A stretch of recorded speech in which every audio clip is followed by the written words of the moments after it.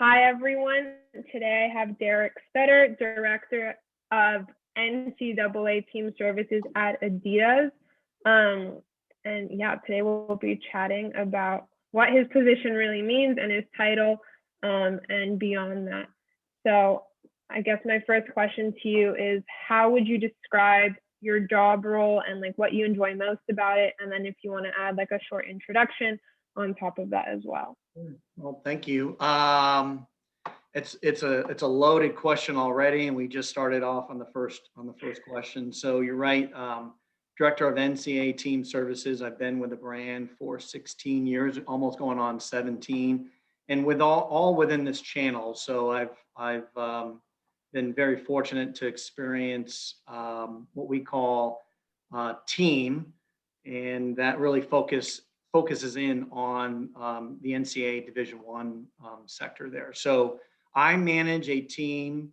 Due to COVID, we had to reduce the team in November, but I manage a team of 13, including myself. We are scattered across the country. I am based in Lawrence, Kansas, so it's literally right in the middle of the country. But I manage a team that then manage all of our Division One partnerships, and so that's everything from our Power Five schools to recruiting and servicing our Group of Five and even the Group of 22 schools. So again, we have a very narrow focus on the Division One schools, and that includes negotiating, sales, service, product, marketing. Probably one of the benefits of this role is that you're wearing so many different hats every single day. You could have a meeting that's focused on comms and activations, and the next meeting you're going into technical aspects of a new track spike that we're introducing, or new products, or you're getting your creative hat on and you're working with a coach or an equipment manager to design a new uniform for 18 months from now. So it really allows for a lot of creativity, and when you're working with various people and departments and not just centered on one sport or one school, there's just a lot of variety. And again, just kind of waking up every day, it's something new every day. So it's obviously very exciting from that aspect. Amazing. It seems like not repeating the same day over and over again is a big thing for you, and keeping it fresh is what keeps you going, especially being there with Adidas for 16 years. I think says a lot. And with that, I assume that you have a bunch of highlights or favorite moments during your 16 years with Adidas. Do you mind going over either one or two of your greatest highlights of your career so far? Highlights or lowlights or both, or what's exciting? I mean, whatever you want to put. Yeah, highlights. Honestly, it's probably, I'm going to say the people and the places are probably some of the most memorable. I mean, speaking for my team, you work 7 days a week at times. It's a grind. And when you've got people that are right by your side, in your foxhole, you really form some really strong partnerships and relationships. And when you're fortunate enough to get to go to different college campuses and work on different projects and meet those people and touch those places and experience those places, I mean, there's not another. Probably, I mean, to me, that's probably the best, that I can say. I mean, I've been fortunate enough to go to Final Fours and championship games and College World Series, and we used to conduct football coaches retreats and basketball coaches retreats, and meet with some really influential people, across sport, and certainly valuing those relationships and the network and the spider webs that all come about all of that. Is probably the greatest, aspect. Or if I were to walk away today, I could definitely take that away from this experience. I think people and culture are what speaks the most to a lot of people, and I get that feeling from Adidas as well. Even just like as a consumer, just like walking into a store, like you really like do feel a part of the team, and like there are times when I'm like, this is why I wear Adidas versus like a competitor brand. It's more of like that sense of community as well. Whether you're wearing really basic Stan Smiths or some Gazelles, like everyone really like knows the name of the shoe, and it's not just like a shoe. Yeah, So yeah, unrelated, but related. I love it. I love it. Amazing. My next question is, what character traits or skills have been the most useful in your career, or just like your sports career in general? Yeah. I think communication, by far. As a remote employee, again, my entire team is based remote. So we work from home. I've been remote for 16 years. And so sometimes having that distance in between you and your colleague, or, we work with Germany, our global colleagues, our home bases in Portland, Oregon, or even our customers and our partners, um, letting people know. I mean, we had an incident last week where, sometimes, especially with COVID and communication, sometimes it breaks down. And, when someone sends you a text or an email or follow up, just letting know that your partner, your colleague, your internal customer as well, letting them know that you're working for them. So it's just a quick little, I got it. I recognize the communication. I think that's extremely important when you start to build and formulate your relationships, because again, at the end of the day, and we've gone through some really hard times in the last 12, 15 months, almost a year now, I guess, with COVID. And what happens is, when things push comes to shove, you really tend to lean on the value of your relationships, because sometimes the ball doesn't bounce your way and you've done everything in your ability or your power to try to make things right. And those are very difficult conversations to pick up the phone and say, hey, this isn't going to happen, or this isn't going to deliver on this big moment. Having those relationships can make it a little bit easier. It doesn't make it right, but it makes it a little bit easier. But in order to do that, you've got to invest that time, that energy, and putting that investment into people and relationships will propel you in the future, or help navigate, some really difficult times there as well. So I find that when I get asked that question, it's definitely just the communication and follow through and follow up, and just letting people know that you're with them, that you're working with them, and I'd say communication. Thank you for sharing that. Yeah, you said that you're working with them, not really like for them, I think is a big key takeaway. I think it's the way we word things for sure. But off script, I know that you mentioned that you've been working at home for 16 years. Am I getting that correctly? Okay, how has that been for you? And then I guess, was your team always in person, or were they always remote as well?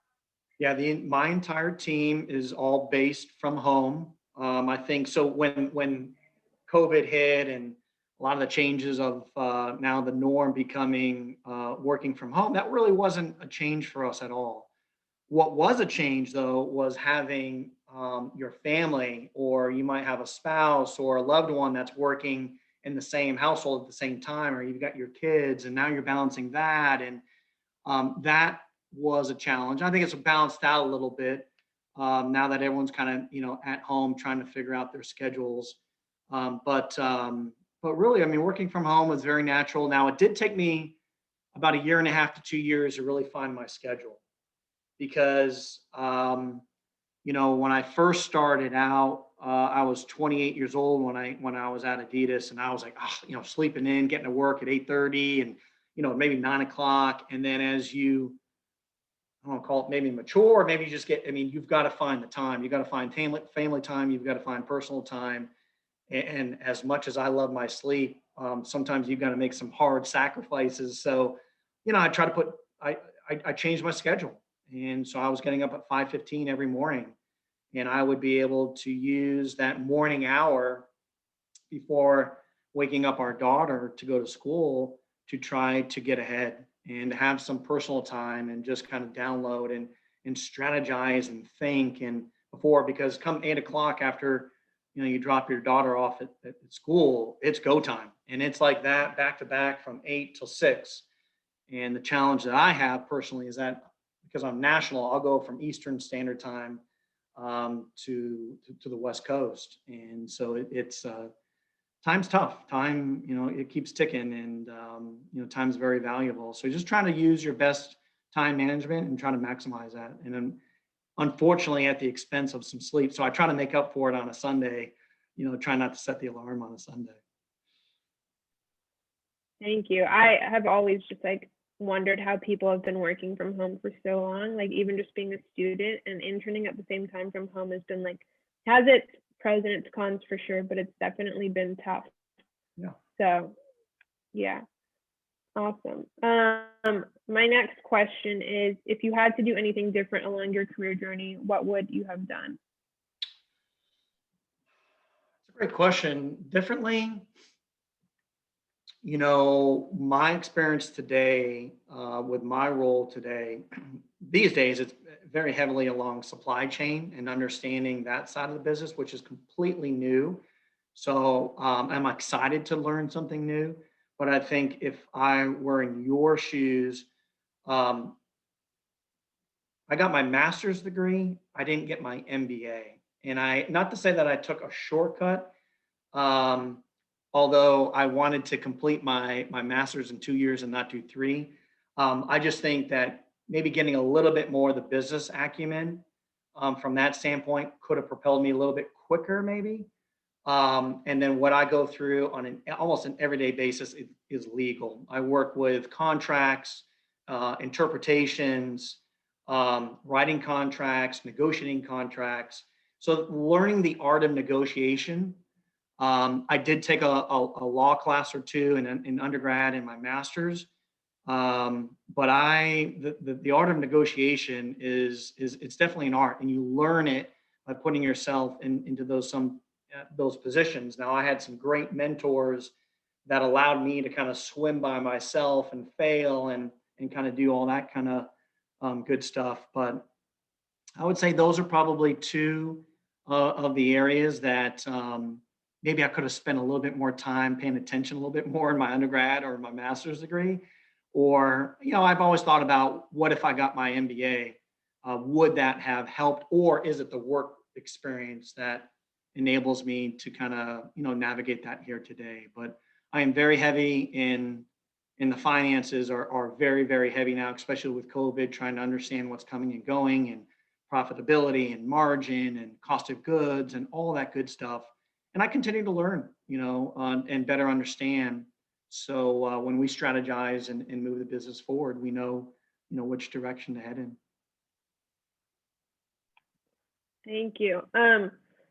Definitely a topic that I have been worrying about this whole past week, honestly, and I think that many of my fellow undergraduate peers have also been wondering, is if like a master's or an MBA is really needed, or if experience kind of outweighs that. You kind of touched upon it, but like I know that something that I have been going on and on about in with circles in my head.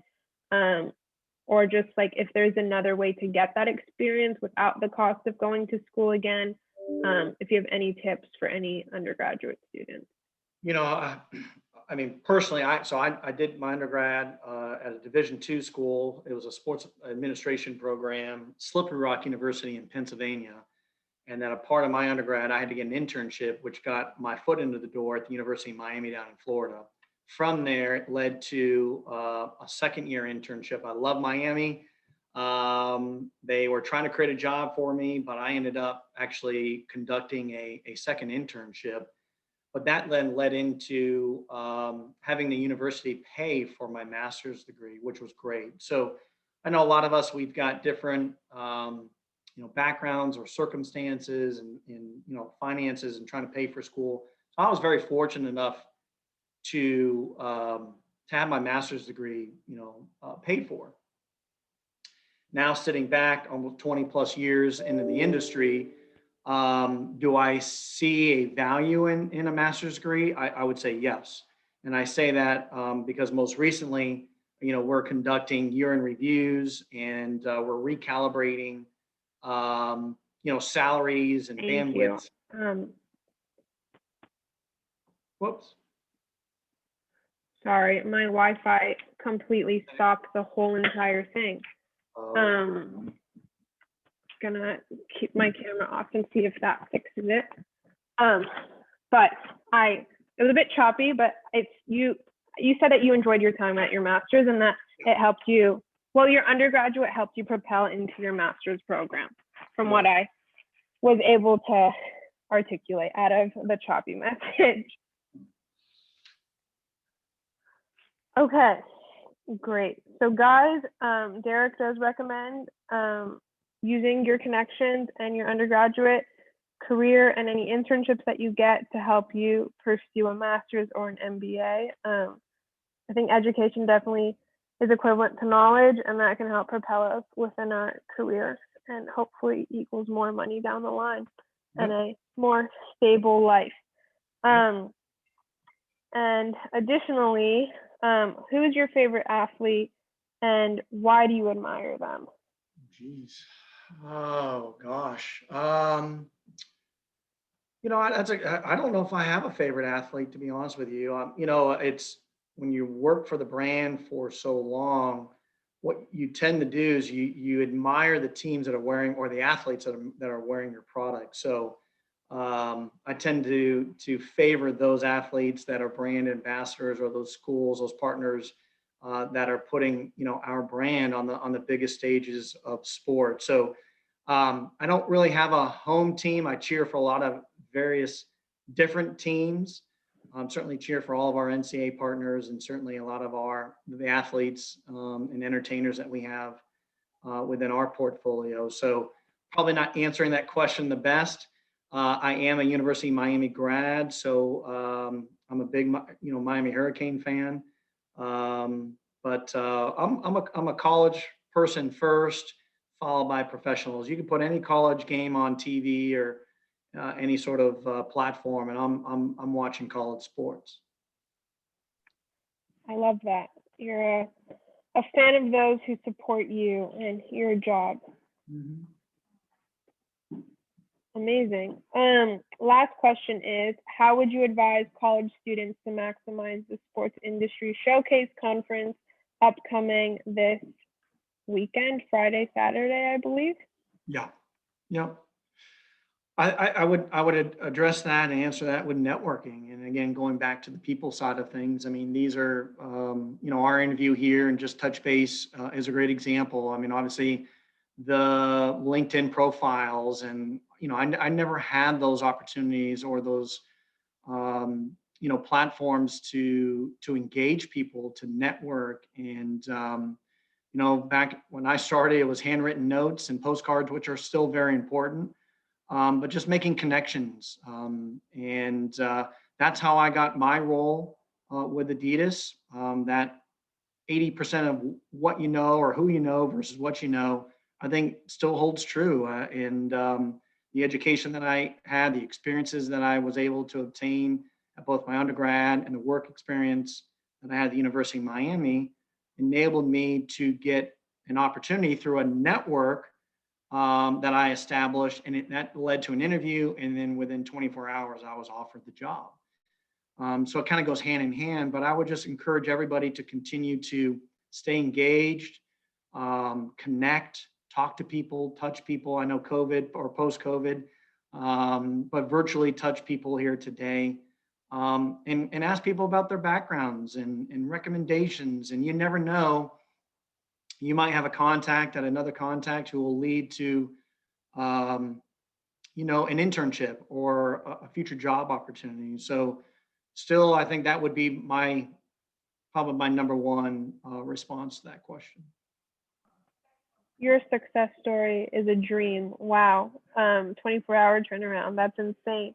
I just wanted to add on one more thing. Earlier, you spoke about relationship building, and now you're talking about networking. As an undergraduate student who doesn't feel like they have much to offer to a professional, can you give tips on how to create that two-way street of how, I guess, like one who's already well established within their career can benefit an undergrad, but how an undergrad or an entry-level position person can also benefit someone who's well established? Well, I can only speak from my experience, and that was to get involved. I did a lot of volunteering work, whether it was events. I mean, I did try to explore a few job opportunities that I thought at the time on paper sounded really good, but then going into it, within 2 weeks, I was like, okay, this is not for me. So I think it's the opportunity just to try to taste something. If you don't like it, then it's okay to say no and to maybe just pivot and move away from that. I think that's part of, life's failures and successes is sometimes you never know what you're going to get into where you could say, you know what, I didn't think about it. Let me try it. And then you just admire it. And that turns, into something that you're so passionate about. And, so I think just trying to explore, and see what's out there. And by doing that, I think you could volunteer and ask, going back to that networking and seeing if there's anything that's out there that you could help with, special projects, stretch projects, shadowing opportunities. I mean, those are not far reaching, especially, with COVID. You can still do that remotely, and not really interfere, but certainly maybe absorb and learn from those in those positions. Amazing. I think volunteering is a big key takeaway that gets overlooked a lot. But after all, it is a section on a resume, so we might as well use that real estate property that we have on it to fulfill it. Yeah. So with that, I think we are done, unless you have any questions for me or any last tidbits for those who will be watching this. I mean, the only question I was going to ask is, what's your favorite Adidas footwear? I mean, it's always the best question.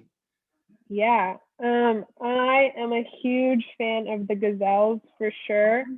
Those are my go-to always. I feel like they're very universal. Everywhere I go, I actually always get my pairs outside of the US, if I'm being honest. I got a pair in Italy, a pair in Scotland. Nice. I love the white tongue, for sure.